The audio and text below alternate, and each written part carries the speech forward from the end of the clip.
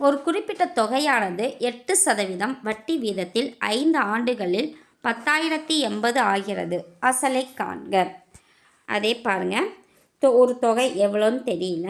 எத்தனை சதவீதம் வட்டி வீதம்? 8% வட்டி வீதத்தில் எத்தனை வருடங்கள் பார்த்திங்கன்னா 5 வருடத்தில் 10,080 ஆகுது.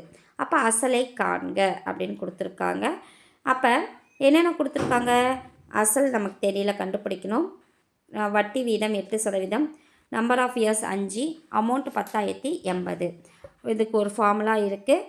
A × 100/100 + NR. NRங்கிறது வருடமும் வட்டியும் பெருக்கிக்கணும்.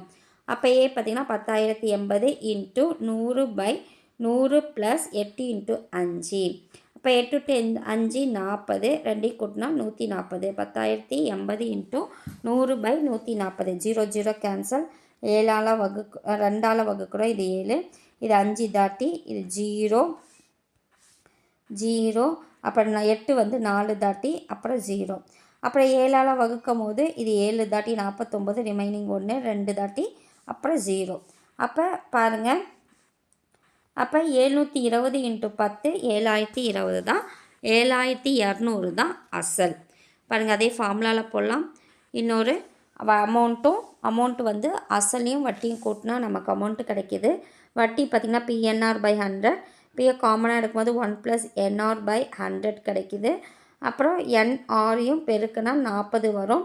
40 வந்து 1 + 40/100. இதை பெருக்கிட்டு வந்து 100 + 40 140/100.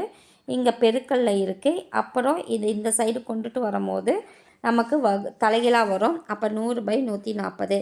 நான் சொல்கிற மாதிரி கேன்சல் பண்ணால் இங்கே அசல் வந்து 7,200 கிடைக்கிது. நன்றி.